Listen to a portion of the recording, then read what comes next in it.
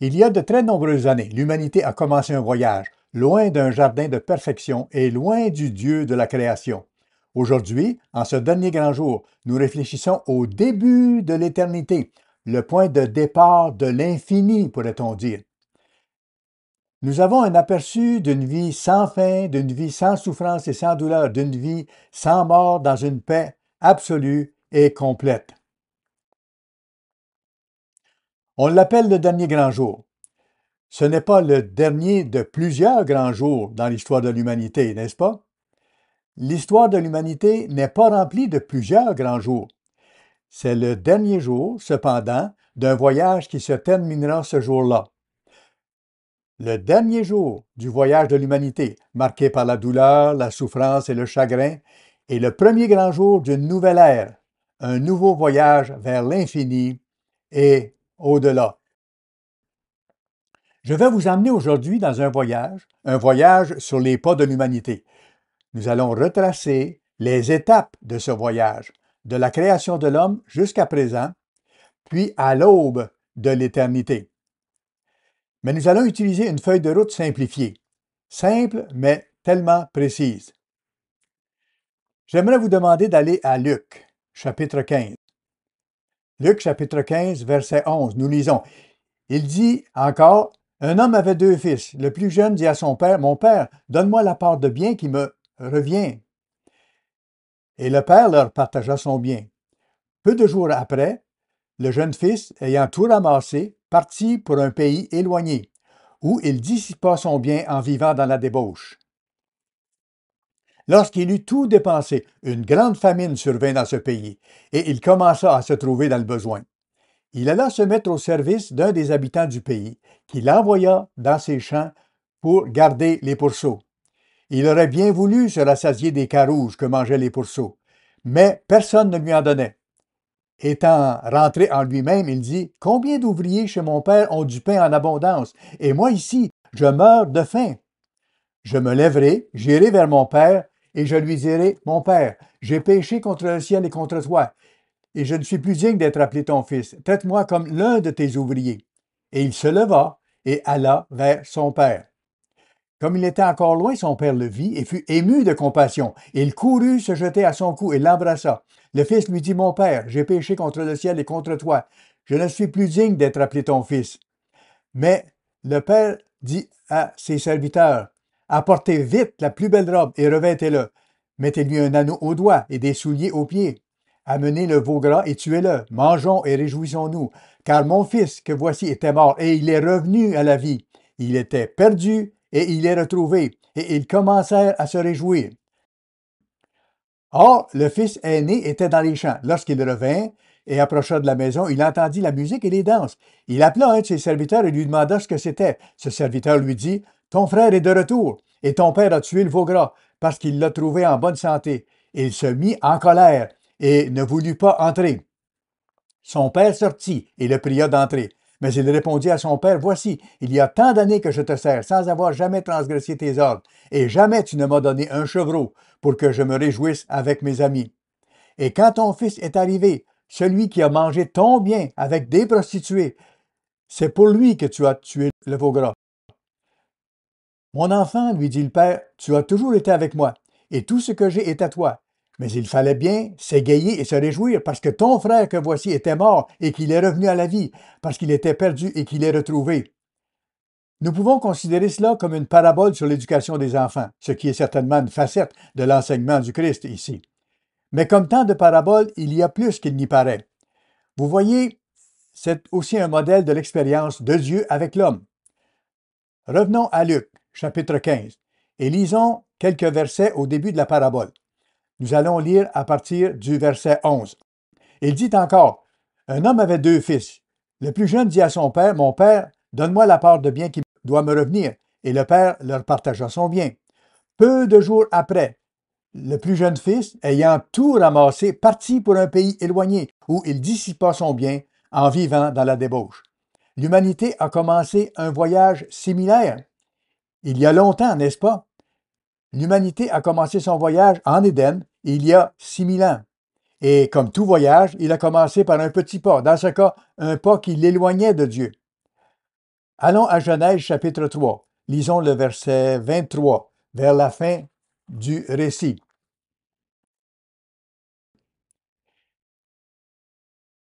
Et l'Éternel Dieu le chassa du jardin d'Éden pour qu'il cultive la terre d'où il avait été pris. C'est ainsi qu'il chassa Adam. Et il mit à l'orient du jardin les chérubins qui agitent une épée flamboyante pour garder le chemin de l'arbre de vie. La décision de l'homme de se rebeller contre son Créateur, son Père, a démarré le voyage.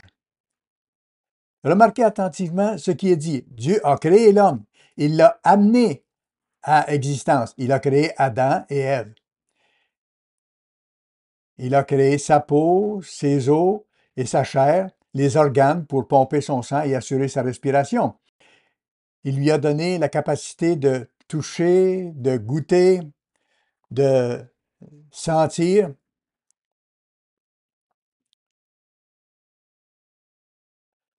Puis il l'a imprégné, pourrait-on dire, du souffle de vie. Comme un père, il a donné la vie à Adam et à Ève. Adam devait hériter de la création de Dieu, le jardin d'Éden, les bêtes des champs, les oiseaux du ciel, les troupeaux des champs. Genèse chapitre 1, verset 29. Dieu dit ceci. Voici, je vous donne de toute herbe portant de la semence et qui est à la surface de toute la terre, et tout arbre ayant en lui du fruit d'arbre et portant de la semence. Ce sera votre nourriture.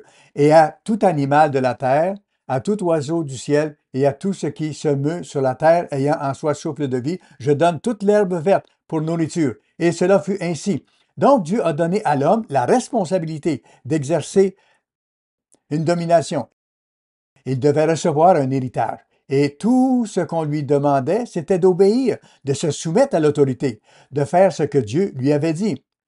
Dieu savait ce qui était le mieux. Il savait comment prendre soin de cette création et il était prêt et capable d'enseigner cette compétence à Adam et à Ève et à la famille de l'homme. Mais Adam, comme toute l'humanité après lui, voulait l'héritage sans l'autorité, la bénédiction sans l'engagement de suivre les règles de la famille établies par le Père. Revenons à Luc, chapitre 15. Luc, chapitre 15, verset 12. Regardons à nouveau ce verset. Le plus jeune dit à son père, « Mon père, donne-moi la part de bien qui doit me revenir. » En d'autres termes, ce jeune homme ne se souciait pas de l'impact de ses actions ou de son irresponsabilité, parce qu'en demandant à son père de lui donner sa part d'héritage, il l'obligeait à partager son gagne-pain. En substance, le père devait renoncer à une partie de son gagne-pain et à celui de la famille.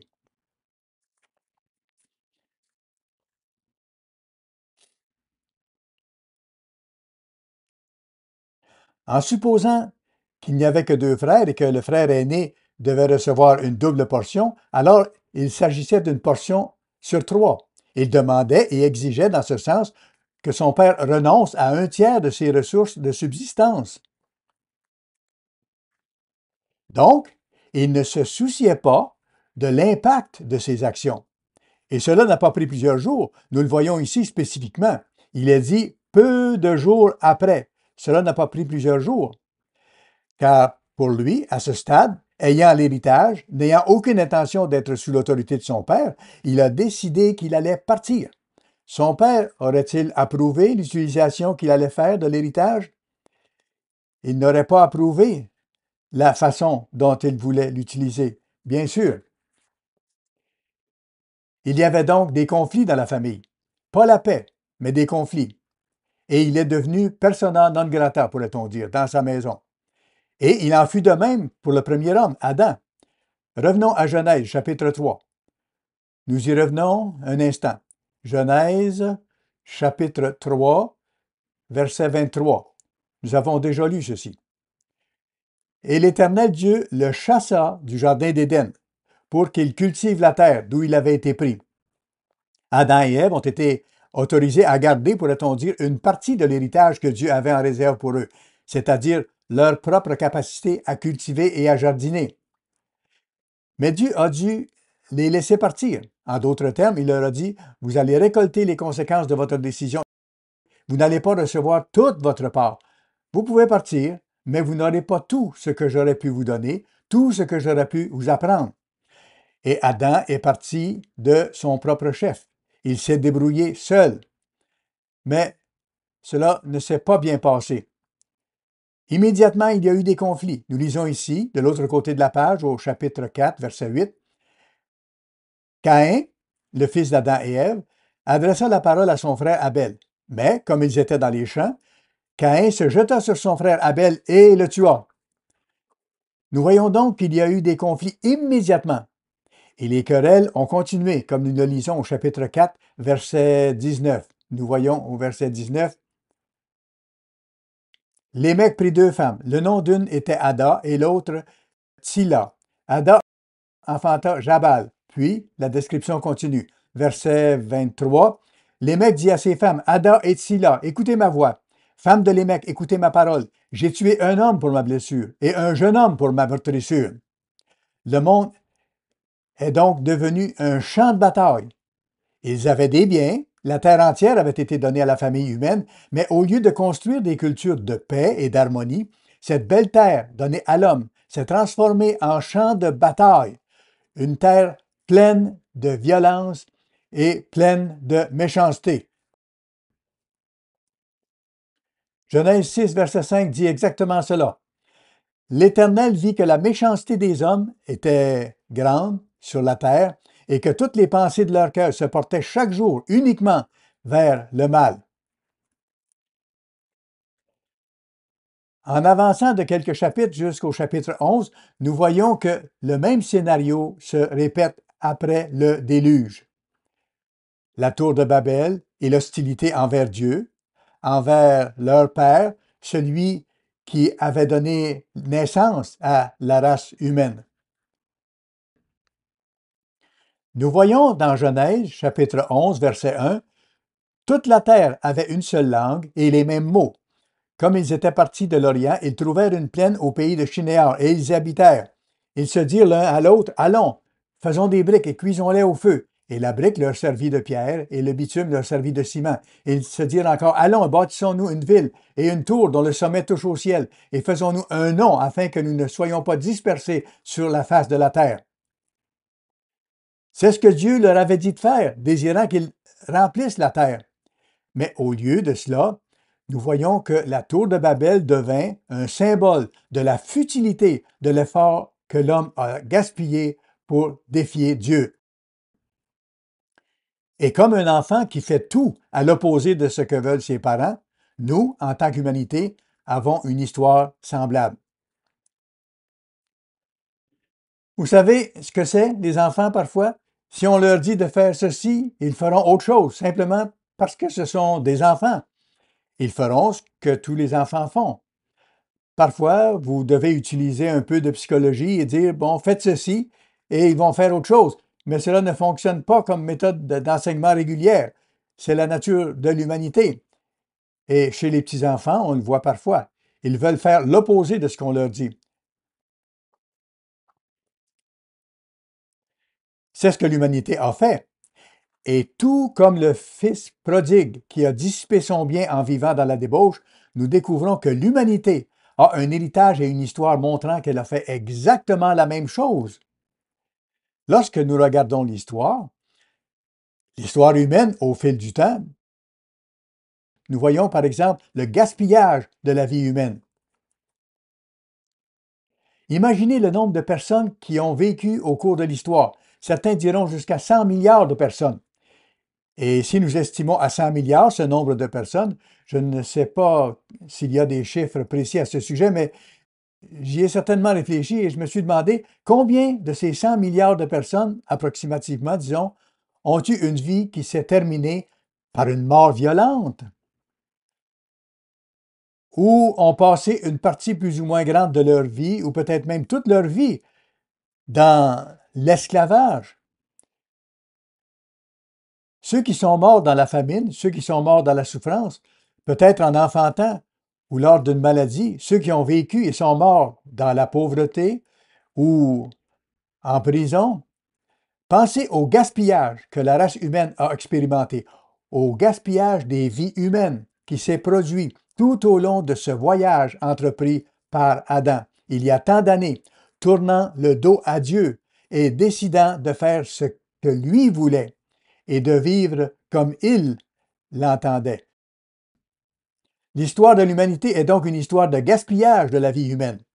Et qu'en est-il du gaspillage des ressources? Au cours de l'histoire, l'humanité a également gaspillé des ressources. Non seulement des ressources humaines, mais une grande quantité d'autres choses, comme nous le voyons aujourd'hui. Je vais vous lire un extrait d'article publié dans le Los Angeles Times en 2024.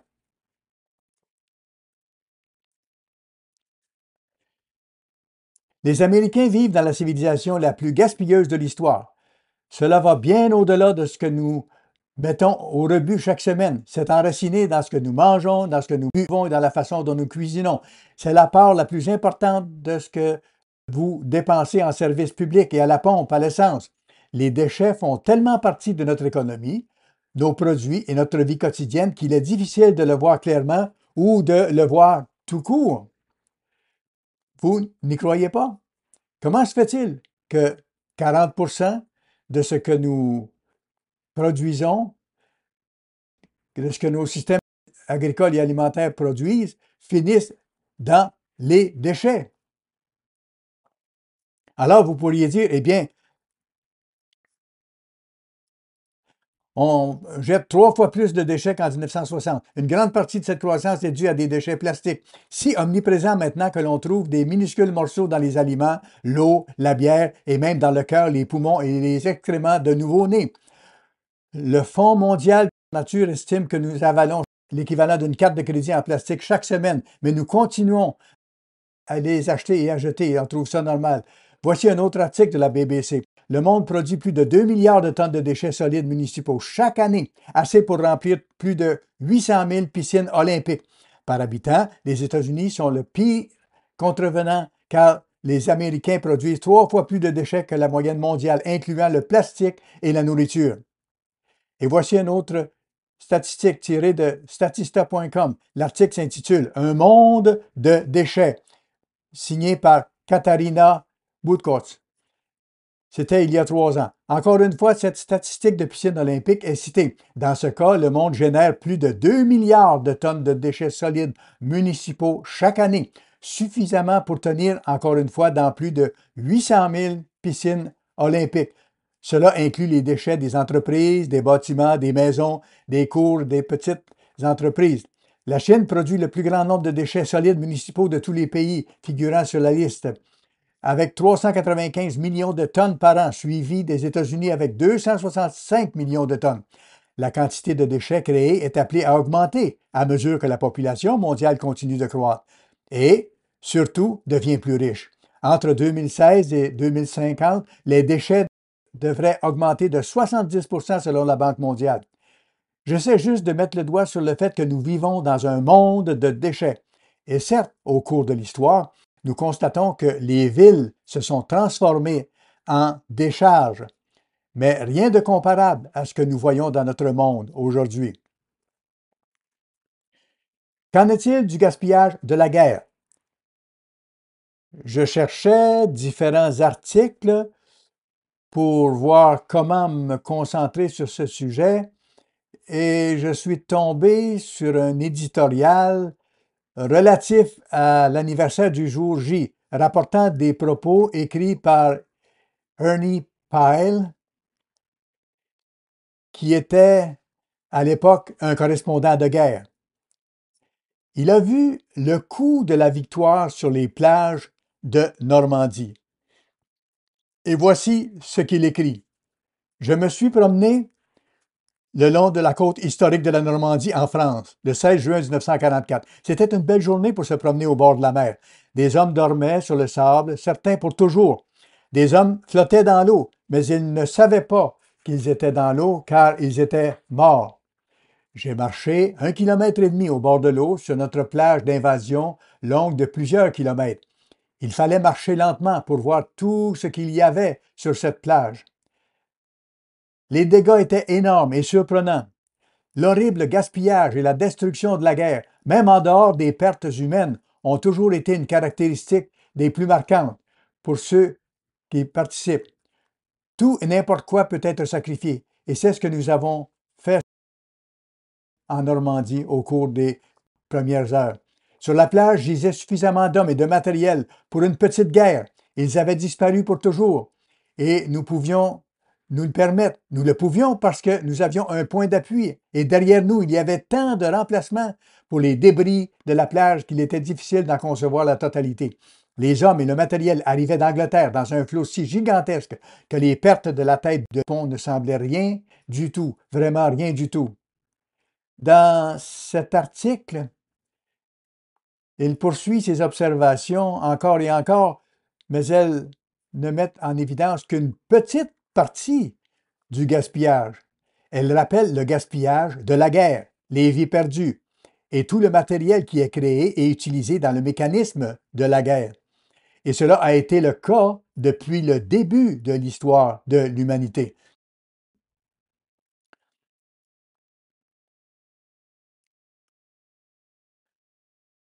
Après l'avoir lu, je suis tombé sur un livre, cette fois concernant les rebuts militaires. Une autre référence. Ce livre s'intitule Déchets militaires, les conséquences inattendues d'une préparation permanente à la guerre. C'est paru il y a environ 5 ans, en 2019.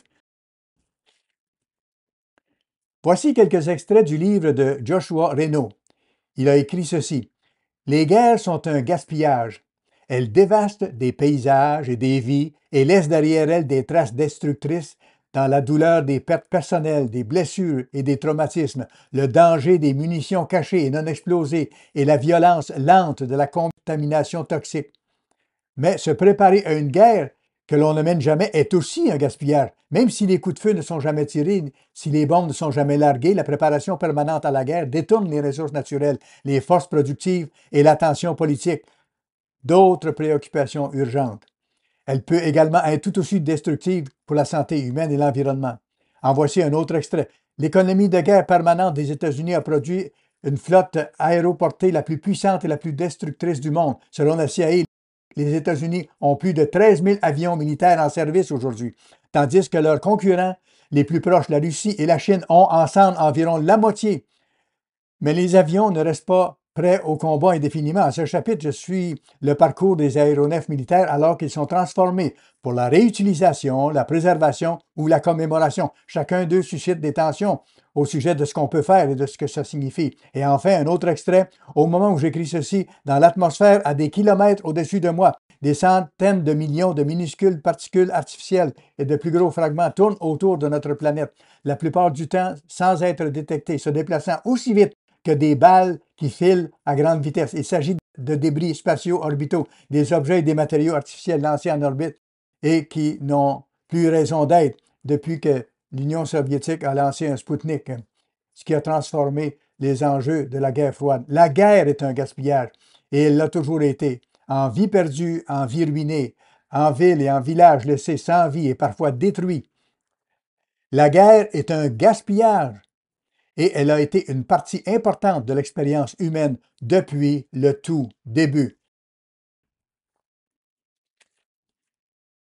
Qu'en est-il du gaspillage de la politique? La quantité d'argent, de temps et d'efforts consacrés à ce flot sans fin de joutes politiques fait partie de l'existence de l'humanité. Nous le voyons aujourd'hui, mais cela a toujours été la méthode des gouvernements. La façon dont l'humanité s'est gouvernée elle-même a toujours fait partie de la vie humaine et a également été coûteuse de différentes manières. Parfois, nous le voyons de nos jours, juste la somme d'argent qui est consommée dans la publicité et tout ce qui va avec. Mais pensez à l'accumulation des biens et des richesses par des rois qui pouvaient prendre ce qu'ils voulaient ou qui se sont engagés dans la guerre pour détruire, qui ont ensuite accumulé des richesses et les ont gaspillées pour leurs propres désirs et les désirs de ceux qui étaient les nantis, pendant que les autres souffraient. Qu'en est-il du gaspillage de la fausse religion? Si vous voulez regarder quelques-uns des plus grands édifices, regardez ce qui a été construit au nom de la religion. Beaucoup d'argent, de ressources et même de vie humaine ont été dépensés pour construire ces grands édifices religieux et tous ces lieux de culte. Daniel, chapitre 3. Je viens d'essayer de vous orienter vers une réflexion sur le gaspillage de l'existence de l'humanité dans quelques domaines différents. Nous avons à peine commencé à gratter la surface. Et pourtant, avec tous ces efforts et cette richesse dépensée, je dirais même gaspillée, qu'est-ce que cela nous a apporté? Qu'est-ce que cela a produit?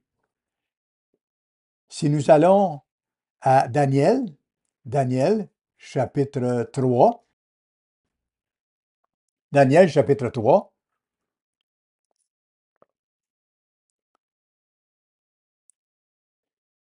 nous lisons à propos de ces dépenses, de ce modèle de gouvernance. Nous voyons ici, nous allons commencer ici.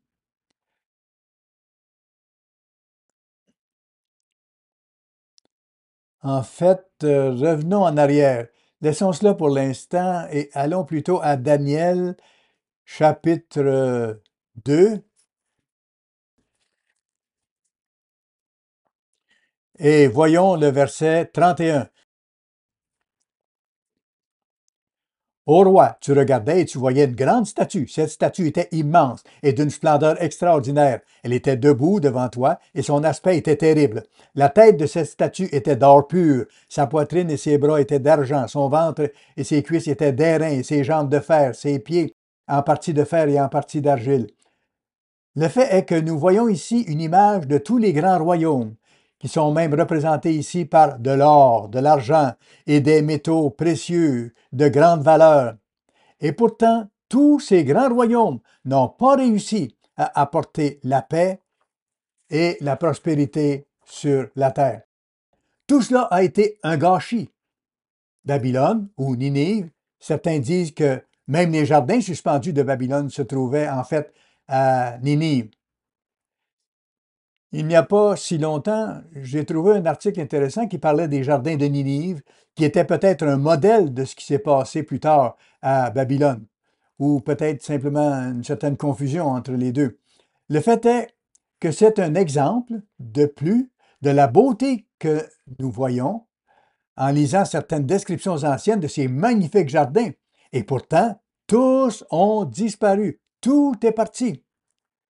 L'humanité a vécu dans la débauche une existence de gaspillage inutile.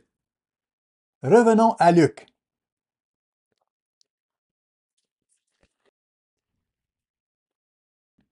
Au chapitre 15, à cette parabole. Luc, chapitre 15.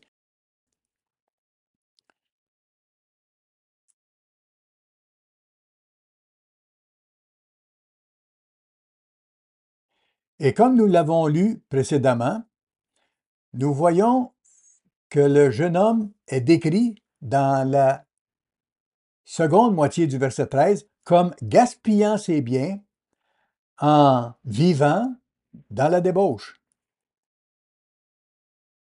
Vous savez, l'humanité a été aveuglée concernant son véritable héritage.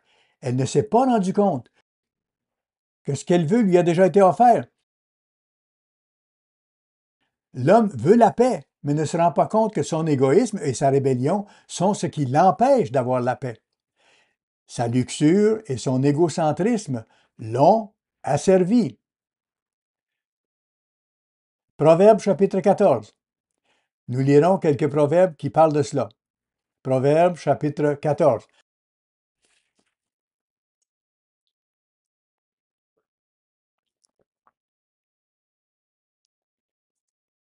Nous lirons ces phrases fondamentalement descriptives de ce qu'a été la vie de l'humanité. Proverbe chapitre 14, verset 12. Telle voie paraît droite à un homme, mais son issue, c'est la voie de la mort. De l'autre côté de la page, au chapitre 16, verset 2, toutes les voies de l'homme sont pures à ses yeux, mais celui qui pèse les esprits, c'est l'Éternel. Proverbe chapitre 21, verset 2.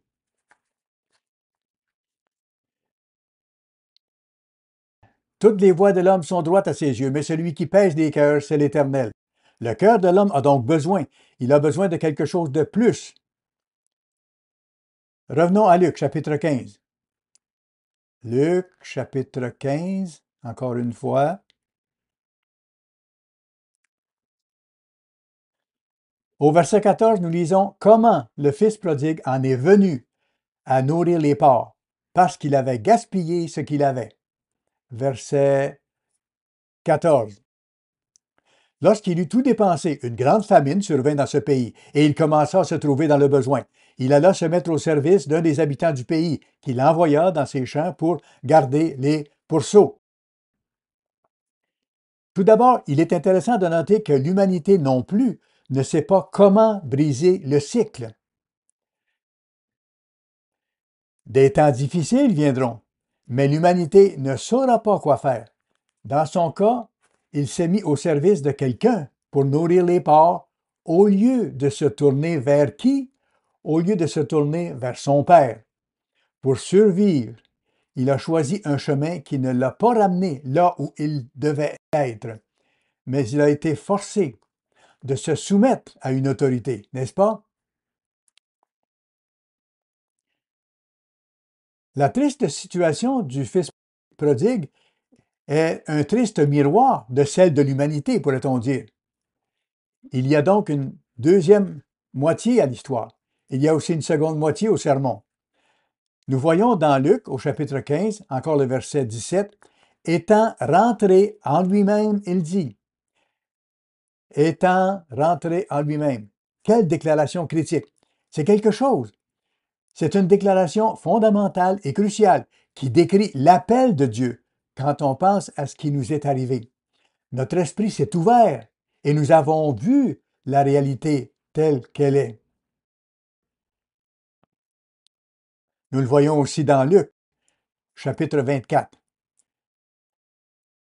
Quand Dieu commence à travailler avec quelqu'un, quand il le met sur la voie de sortie de ce cycle de gaspillage, du cycle dans lequel l'humanité a été prise, il ouvre son esprit à la compréhension. Luc, chapitre 24, verset 44. Puis il leur dit, « C'est là que je vous disais quand j'étais encore avec vous, qu'il fallait que s'accomplisse tout ce qui est écrit de moi dans la loi de Moïse et dans les prophètes et dans les psaumes. » Verset 45, le verset clé. « Alors il leur ouvrit l'esprit, afin qu'ils comprennent les Écritures. » Il ouvre leur compréhension. C'est le rôle miraculeux que Dieu exerce auprès des humains. Il leur ouvre l'esprit quand il commence à travailler avec eux pour leur donner de voir au-delà de ce cycle dans lequel ils sont coincés. Acte 2. Nous le voyons dans le cas de ceux qui étaient rassemblés à Jérusalem. Acte chapitre 2.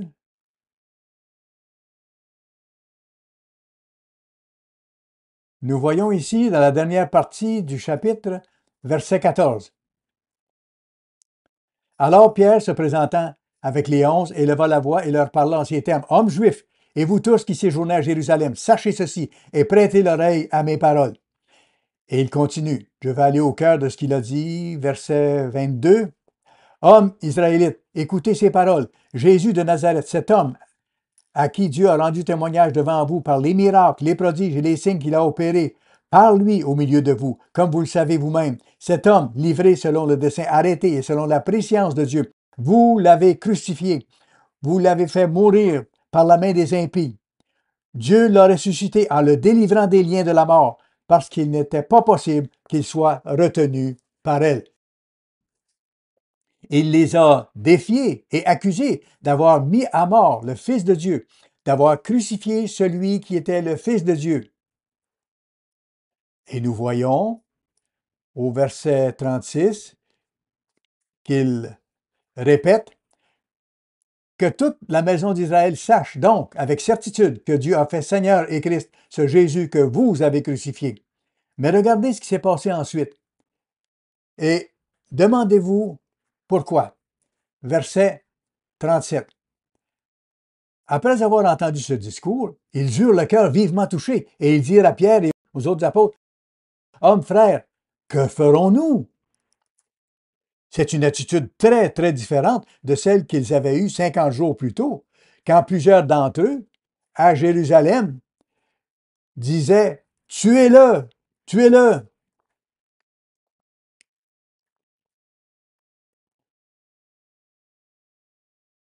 Et les voilà qui disent maintenant, « Que ferons-nous? » Que s'est-il passé dans leur esprit entre ces deux occasions? Ce qui s'est passé, c'est que Dieu a fait un miracle et il les a appelés. Il a ouvert leur esprit à la compréhension, tout comme il l'avait fait avec ses disciples. Puis au verset 38, Pierre leur dit, « Repentez-vous et que chacun de vous soit baptisé au nom de Jésus-Christ pour le pardon de vos péchés et vous recevrez le don du Saint-Esprit. »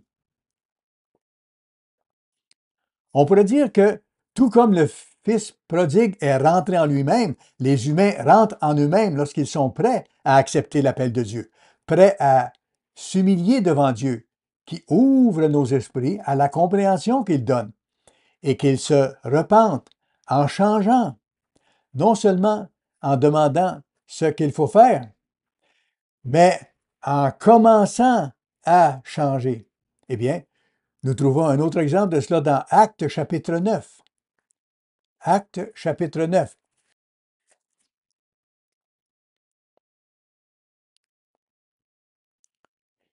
Je ne vais pas lire tout le récit, vous pourrez y porter attention plus tard. Nous voyons ici comment Dieu a terrassé Saul, qui est devenu Paul. Au verset 4, il est dit, « Pourquoi me persécutes-tu? » Il répondit, « Qui es-tu, Seigneur? » Et le Seigneur lui dit, « Je suis Jésus que tu persécutes. Il te serait dur de régimber contre les aiguillons. » Verset 6, tremblant et saisi de foi, il dit, « Seigneur, que veux-tu que je fasse? » Actes chapitre 16. Ce que je souligne ici, c'est le processus par lequel passe le Fils prodigue quand il dit « étant rentré en lui-même ». Il a fini par comprendre. Il en est venu à voir la réalité au lieu d'avoir l'esprit obscurci par ses propres convoitises, ses désirs et sa propre rébellion. Nous voyons que c'est ainsi que Dieu travaille avec l'humanité. Actes chapitre 16, verset 14. Nous voyons ce que dit le verset 14. L'une d'elles, nommée Lydie, marchande de pourpre de la ville de Thyatire, était une femme craignant Dieu et elle écoutait. Le Seigneur lui ouvrit le cœur pour qu'elle soit attentive à ce que Paul disait. Lorsqu'elle eut été baptisée avec sa famille, elle nous fit cette demande. « Si vous me jugez fidèle au Seigneur, entrez dans ma maison et demeurez-y. » Et elle nous pressa. Dieu a ouvert son cœur pour qu'elle soit attentive à ce que Paul disait. Dieu lui a donné de croire, de comprendre. C'est ce que nous voyons. Revenons au Fils prodigue et dépensier dans Luc chapitre 15. Luc chapitre 15, en lisant le verset 17. Nous voyons qu'il a compris, n'est-ce pas? Il a reconnu sa place dans l'univers. Il était prêt à se soumettre. Il a reconnu ses fautes. Quel passage étonnant si vous y réfléchissez. Verset 17. Étant rentré en lui-même, il dit, « Combien d'ouvriers chez mon père ont du pain en abondance, et moi ici je meurs de faim. Je me lèverai, j'irai vers mon père, et je lui dirai. » Vous voyez ce que je veux dire? Comment cela dénote une attitude d'humilité, une volonté de se soumettre à l'autorité. Je lui dirai, « Mon père, j'ai péché contre le ciel et contre toi. Je ne suis plus digne d'être appelé ton fils. Traite-moi seulement comme l'un de tes ouvriers. » Il a compris. Il n'est pas devenu amer, découragé ou détruit par la compréhension qui l'a envahi quand il a compris.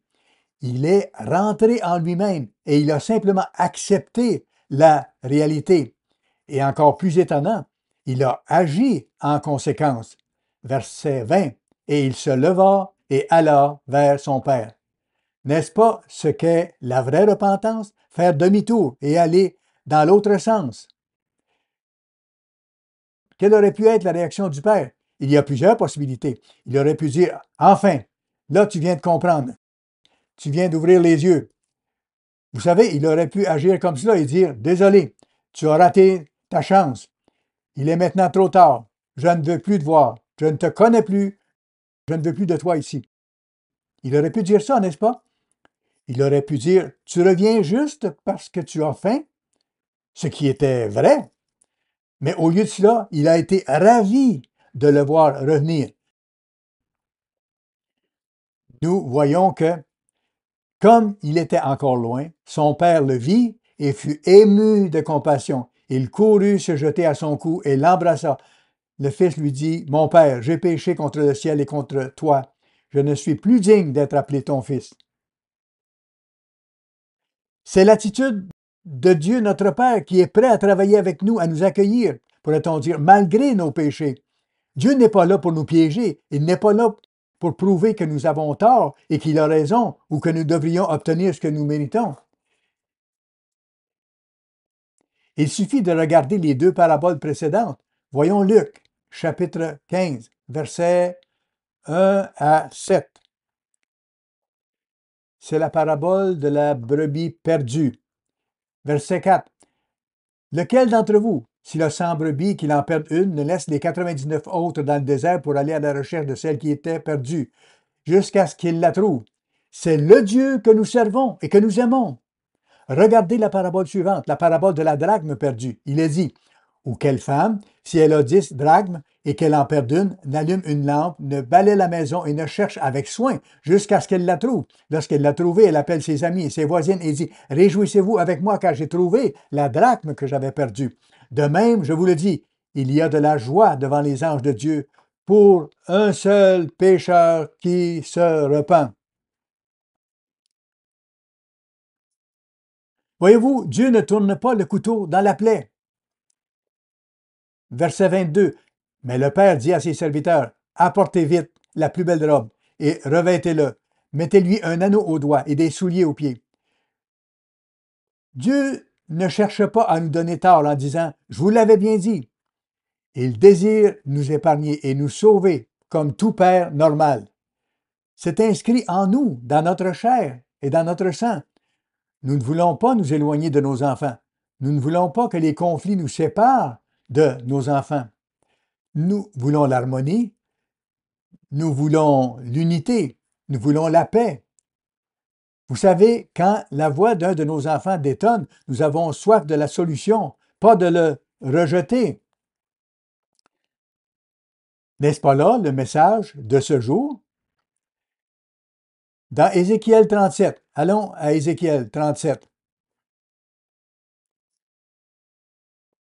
En lisant Ézéchiel 37, nous apprenons que les morts en Israël, au cours de l'histoire, disent « Nos eaux sont desséchées, notre espérance est détruite, nous sommes perdus. » Verset 11, il me dit « Fils de l'homme, ces eaux, c'est toute la maison d'Israël. Voici, ils disent « Nos eaux sont desséchées, notre espérance est détruite, nous sommes perdus. » Prophétise donc et dis-leur « Ainsi parle le Seigneur l'Éternel. Voici, j'ouvrirai vos sépulcres et je vous ferai sortir de vos sépulcres, ô mon peuple.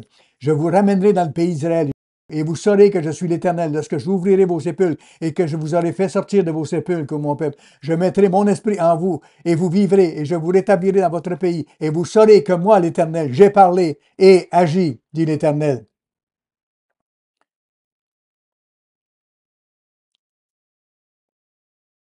N'est-ce pas là le message d'aujourd'hui? Quand ils disent « Notre espérance est détruite, nos eaux sont secs, nous sommes perdus », Dieu répond « Non, non, je vais ouvrir vos sépulcres. Je vous ouvrirai les yeux, je placerai mon esprit en vous. Vous revivrez. » Nous lisons la même chose dans Apocalypse chapitre 20, n'est-ce pas? Alors que nous nous souvenons à nouveau du plan de Dieu pour l'ensemble de l'humanité. Vous savez, Dieu veut apporter la paix. Il veut apporter l'harmonie. Il veut apporter une réunification de la famille humaine. Apocalypse 20, verset 11. Puis je vis un grand trône blanc et celui qui était assis dessus. La terre et le ciel s'enfuirent devant sa face, et il ne fut plus trouvé de place pour eux. Et je vis les morts, les grands et les petits, qui se tenaient devant le trône. Des livres furent ouverts. Pour les 100 milliards de personnes qui ont vécu et sont mortes de toutes les époques, de toutes les cultures, toutes les langues, tous les milieux, toutes les époques, de l'utérus à la chaise berçante. C'est à ce moment-là que l'humanité sera accueillie à nouveau en Dieu et sera disposée dans l'ensemble, nous le croyons, à se placer sous l'autorité de Dieu. C'est le message d'aujourd'hui, le dernier jour de la fête, ce grand jour de la fête dont nous avons entendu parler dans Jean, chapitre 7. Mais il y a un autre personnage dans l'histoire, n'est-ce pas? Et c'est peut-être là ce qui nous concerne. Luc, chapitre 15. Revenons encore à Luc, chapitre 15. Allons au verset 25.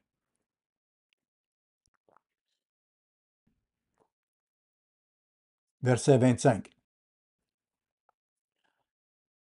Or, le fils aîné était dans les champs. Lorsqu'il revint et approcha de la maison, il entendit la musique et les danses. Il appela un des serviteurs et lui demanda ce que c'était. Ce serviteur lui dit, « Ton frère est de retour, et ton père a tué le veau gras, parce qu'il l'a retrouvé en bonne santé. » Il est ici question du fils aîné. Il faut reconnaître que cette histoire est une parabole, un récit pédagogique. Et les paraboles ne sont pas faites pour correspondre en tout point à ce qu'elles représentent. Il est ici question du fils aîné. Et nous pouvons lire dans la Bible au sujet de notre frère aîné à nous. Ce frère aîné, le premier-né, c'est Jésus-Christ. Nous pouvons lire que Dieu est très content de son fils bien-aimé, Jésus-Christ, comme c'est écrit dans Matthieu chapitre 3. Et nous avons différentes analogies concernant le Christ. Il est le sceptre, comme c'est écrit, par exemple dans Jean 15. Il est notre époux, dans Éphésiens chapitre 5. Et il est une pierre d'achoppement. Il est une pierre angulaire aussi. Il est la falaise escarpée, pourrait-on dire, comparée au petit caillou qu'est Pierre. Nous savons ce que ferait le Christ en tant que véritable frère aîné. Si nous avons le moindre doute, nous pouvons relire Luc chapitre 15, versets 1 à 7, pour voir comment le Christ, en tant que frère aîné, se sentirait et comment il agirait s'il était à la place de ce frère aîné envers celui qui était revenu. Amener un frère à la repentance serait ce qu'il désirerait le plus, comme nous le lisons dans la première partie du chapitre 15 et dans ses paraboles qu'il a enseignées et qu'il a l'habitude d'enseigner. Dans la Genèse, lorsque nous lisons au sujet de Joseph, allons-y pour le voir à la lumière de ce dont je parle aujourd'hui. Genèse chapitre 45. Nous lisons à propos de Joseph et de ses frères comment leur chagrin sincère planait au-dessus d'eux comme un nuage. Et quand ils se sont retrouvés, qu'ils ont été réunis, ce n'était pas facile, mais quand ils se sont réunis, il y avait de la joie et une joie profonde du fait qu'ils étaient de nouveau ensemble. Dans Jean chapitre 17, nous voyons l'amour d'un frère. Je mets l'accent sur ces choses parce que ce que nous lisons dans les Écritures, dans Jean 15, versets 9 à 17, nous montre comment un vrai frère est prêt à donner sa vie, contrairement à ce qu'on voit dans Luc 15, où l'aîné a été contrarié par le retour de son jeune frère. Vous pouvez être sûr que le Christ aurait été un frère qui serait allé chercher ce frère cadet pour le ramener. Mais ce frère aîné est un modèle de l'attitude qu'il ne faut pas avoir. C'est une attitude naturelle, une attitude de ressentiment, une attitude d'irrespect. Le petit frère lui avait laissé tout le travail d'aider le père, n'est-ce pas? C'était compréhensible. Après tout, le petit frère avait tort dans sa façon de faire les choses. Le frère aîné avait bien fait les choses, et pourtant le frère cadet était le bienvenu. C'était tout simplement injuste. Ce n'était pas la justice. J'ai souvent pensé que cela faisait référence aux pharisiens. Ils étaient si justes, vous savez, ils n'avaient aucune patience pour l'injustice de quelqu'un d'autre. Cela pourrait s'appliquer, je suppose. Mais ce frère aîné sert de type à une plus grande échelle. En y réfléchissant, je pense que nous devrions admettre qu'il serait facile pour vous et moi de penser comme le frère aîné, le bon frère qui se permet dans ce cas d'être rancunier et irrespectueux. parce qu'il a gagné le droit d'être comme ça, parce qu'il a bien fait les choses. Vous savez, si nous avons été fidèles dans l'Église, contre vents et marées, et si nous nous sommes accrochés à la vérité, lorsque d'autres nous ont poignardés dans le dos au fil des ans, nous ont abandonnés, se sont éloignés, lorsque nous avons essayé de faire ce qui est juste, alors que d'autres ne l'ont pas fait, il pourrait être facile d'être comme ce frère aîné. Et parfois, tout ce que nous pouvons dire, c'est Père, aide-nous à ne pas avoir de ressentiment. Aide-nous à ne pas nous mettre en colère. Aide-nous à ne pas être amers. Aide-nous à vouloir la paix dans la famille, la paix dans notre famille. Quelle Église! Et la paix dans la famille humaine, afin de pouvoir passer outre à toutes les blessures et les douleurs que nous avons endurées. Si nous ne le faisons pas, alors nous introduisons la haine dans la famille, le contraire de la paix. Et pourtant, nous sommes les bons, pourrait-on dire. Mais c'est nous qui introduisons l'amertume, le ressentiment et la haine. Sommes-nous le frère qui méprise le frère rebelle? Nous voyons cette réaction chez les disciples lorsqu'ils ont voulu faire descendre le feu du ciel sur le village qui n'était pas respectueux envers le Christ. Ou nous le voyons quand nous lisons que les disciples ont demandé « Combien de fois dois-je pardonner? 70 fois, 7 fois? » Ça, c'est la mentalité de où est-ce que je trace la ligne et quand est-ce que c'est correct pour moi d'avoir du ressentiment. Quand est-ce que je peux arrêter de pardonner? Ça, c'est la mentalité humaine naturelle. Matthieu, chapitre 20. Matthieu, chapitre 20.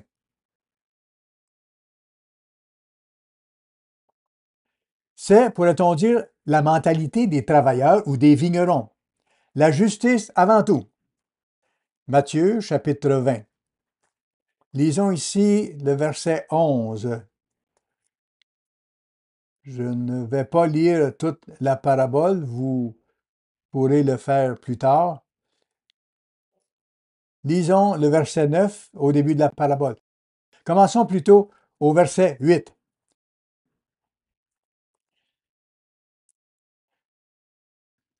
Quand le soir fut venu, le maître de la vigne dit à son intendant, appelle les ouvriers et paie-leur le salaire en allant des derniers aux premiers. Ceux de la 11e heure vinrent et reçurent chacun un denier. Les premiers vinrent ensuite, croyant recevoir davantage, mais ils reçurent aussi chacun un denier. En le recevant, ils murmurèrent contre le maître de la maison et dirent, ces derniers n'ont travaillé qu'une heure, et tu les traites à l'égal de nous qui avons supporté la fatigue du jour et la chaleur. La justice. Où est la justice ici? Vous savez, le frère aîné recevait encore un héritage à la hauteur de la responsabilité qui était la sienne, cette double portion. Mais l'histoire de Luc 15 nous laisse avec une pensée obsédante concernant son attitude, n'est-ce pas? Qu'a-t-il fait? Qu'a-t-il fait? Lisons simplement quelques versets dans Luc 15, quand le Père lui dit, « Mon enfant, lui dit le Père, tu es toujours avec moi, et tout ce que j'ai est à toi. Mais il fallait bien s'égayer et se réjouir, parce que ton frère que voici était mort, et qu'il est revenu à la vie, parce qu'il était perdu et qu'il est retrouvé. » Qu'est-ce qu'a fait le frère aîné? Nous ne le savons pas, l'histoire ne le dit pas, elle s'arrête là. C'est un récit pédagogique qui s'arrête là.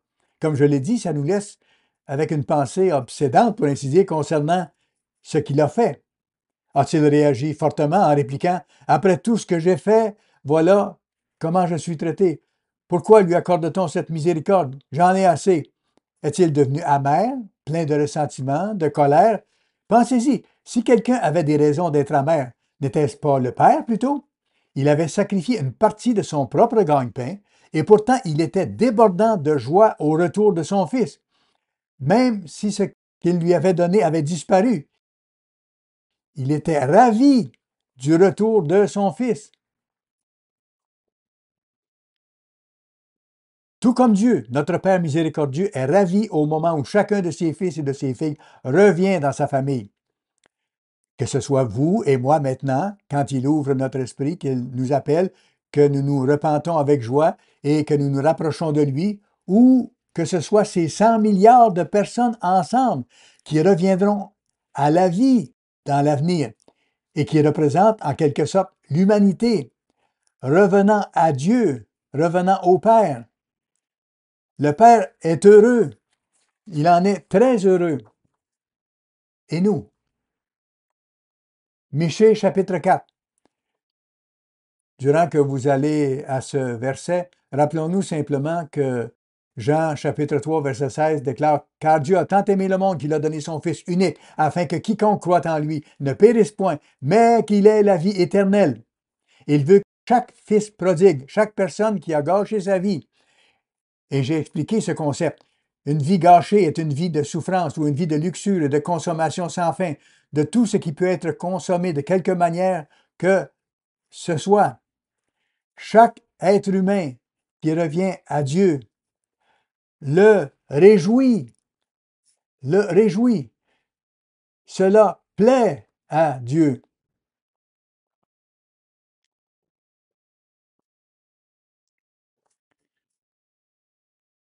Michée chapitre 4, verset 6. En ce jour-là, dit l'Éternel, je recueillerai les boiteux, je rassemblerai ceux qui étaient chassés, ceux que j'avais maltraités. Des boiteux, je ferai un reste, de ceux qui étaient chassés, une nation puissante. Et l'Éternel régnera sur eux, à la montagne de Sion, dès lors et pour toujours. Romains chapitre 8. Romains chapitre 8, verset 31. C'est là l'amour de Dieu pour nous et pour toute l'humanité. Que dirons-nous donc à l'égard de ces choses? Si Dieu est pour nous, qui sera contre nous? Lui qui n'a point épargné son propre Fils, mais qui l'a livré pour nous tous. Comment ne nous donnera-t-il pas aussi toutes choses avec lui? Qui accusera les élus de Dieu? C'est Dieu qui justifie. Qui les condamnera? Christ est mort, bien plus. Il est ressuscité, il est à la droite de Dieu, et il intercède pour nous. Qui est-ce qui porterait une accusation, non seulement contre les élus de Dieu, mais finalement contre tous ceux qui seront ressuscités, au temps qui est dépeint par ce jour, et qui auront l'occasion de dépasser leur vie gâchée, leur vie pécheresse, en retournant plutôt à Dieu, qui est le Père de tous. Quelle merveilleuse journée ce sera! Et nous n'en voyons qu'un aperçu dans cette parabole du Fils prodigue. Apocalypse, chapitre 21. Apocalypse, chapitre 21. Commençons à lire au verset 1. Puis je vis un nouveau ciel et une nouvelle terre, car le premier ciel et la première terre avaient disparu, et la mer n'était plus. Et je vis descendre du ciel d'auprès de Dieu la ville sainte, la nouvelle Jérusalem, préparée comme une épouse qui s'est parée pour son époux. J'entendis du trône une voix forte qui disait, « Voici le tabernacle de Dieu avec les hommes. Il habitera avec eux, et ils seront son peuple, et Dieu lui-même sera avec eux.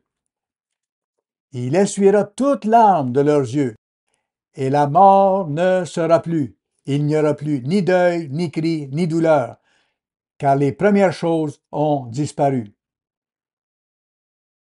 C'est le jour que nous devons attendre avec impatience, mais pas seulement nous qui avons appris à vivre selon les lois de Dieu et essayer de pratiquer ses voies, mais aussi toute l'humanité qui a vécu comme un fils prodigue, pourrait-on dire.